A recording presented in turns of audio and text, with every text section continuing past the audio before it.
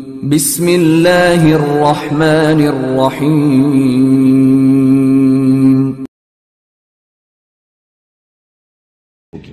احمق لوگ کہیں گے کہ مسلمان جس قبلے پر پہلے سے چلے آتے تھے اب اس سے کیوں منہ پھیر بیٹھے؟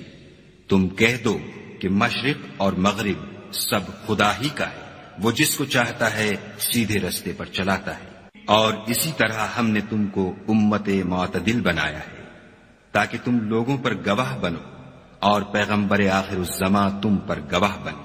اور جس قبلے پر تم پہلے تھے اس کو ہم نے اس لیے مقرر کیا تھا کہ معلوم کریں کہ کون ہمارے پیغمبر کا تابع رہتا ہے اور کون الٹے پاؤں پھر جاتا ہے. اور یہ بات یعنی تحویل قبلہ لوگوں کو گراں معلوم ہوئی، مگر جن کو خدا نے ہدایت بخشی وہ اسے گراں نہیں سمجھتے. اور خدا ایسا نہیں کہ تمہارے ایمان کو یوں ہی کھو دے، خدا تو لوگوں پر بڑا مہربان اور صاحب رحمت ہے. اے محمد صلی اللہ علیہ وآلہ وسلم، ہم تمہارا آسمان کی طرف منہ پھیر پھیر کر دیکھ رہے ہیں، سو ہم تم کو اسی قبلے کی طرف جس کو تم پسند کرتے ہو منہ کرنے کا حکم دیں گے. تو اپنا منہ مسجد حرام یعنی خانہ کعبہ کی طرف پھیر لو، اور تم لوگ جہاں ہوا کرو نماز پڑھنے کے وقت اسی مسجد کی طرف منہ کر لیا کرو.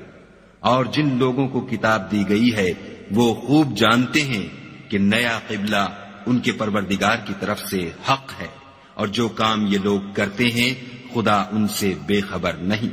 اور اگر تم ان اہل کتاب کے پاس تمام نشانیاں بھی لے کر آؤ تو بھی یہ تمہارے قبلے کی پیروی نہ کرے، اور تم بھی ان کے قبلے کی پیروی کرنے والے نہیں ہو، اور ان میں سے بھی بعض کے قبلے کے پیرو نہیں.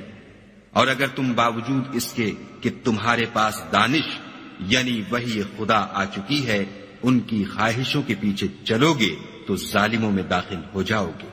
جن لوگوں کو ہم نے کتاب دی ہے وہ ان پیغمبر آخر الزماں کو اس طرح پہچانتے ہیں جس طرح اپنے بیٹوں کو پہچانا کرتے ہیں، مگر ایک فریق ان میں سے سچی بات کو جان بوجھ کر چھپا رہا ہے.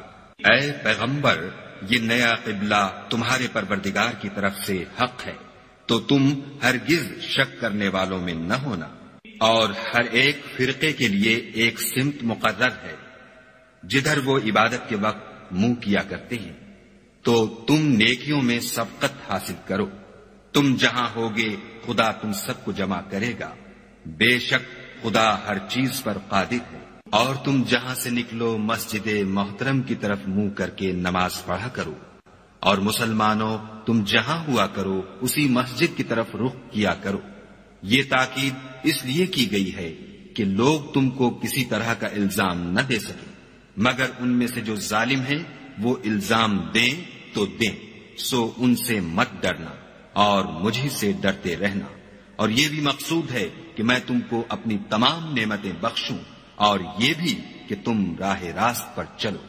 جس طرح من جملہ اور نعمتوں کے ہم نے تمہیں میں سے ایک رسول بھیجے ہیں جو تم کو ہماری آیتیں پڑھ پڑھ کے سناتے اور تمہیں پاک بناتے اور کتاب یعنی قرآن اور دانائی سکھاتے ہیں، اور ایسی باتیں بتاتے ہیں جو تم پہلے نہیں جانتے تھے. سو تم مجھے یاد کیا کرو، میں تمہیں یاد کیا کروں گا، اور میرا احسان مانتے رہنا اور ناشکری نہ کرنا. اے ایمان والو، صبر اور نماز سے مدد لیا کرو، بے شک خدا صبر کرنے والوں کے ساتھ ہے.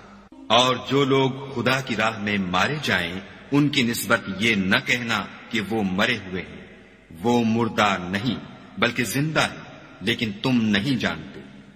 اور ہم کسی قدر خوف اور بھوک اور مال اور جانوں اور میووں کے نقصان سے تمہاری آزمائش کریں گے، تو صبر کرنے والوں کو خدا کی خوشنودی کی بشارت سنا دو. ان لوگوں پر جب کوئی مصیبت واقع ہوتی ہے تو کہتے ہیں کہ ہم خدا ہی کا مال ہیں اور اسی کی طرف لوٹ کر جانے والے ہیں. یہی لوگ ہیں جن پر ان کے پروردگار کی مہربانی اور رحمت ہے، اور یہی سیدھے رستے پر ہیں. کوہ صفا اور مروہ خدا کی نشانیوں میں سے ہیں، تو جو شخص خانہ کعبہ کا حج یا عمرہ کرے اس پر کچھ گناہ نہیں کہ دونوں کا طواف کرے، بلکہ طواف ایک قسم کا نیک کام ہے، اور جو کوئی نیک کام کرے تو خدا قدر شناس اور دانا ہے۔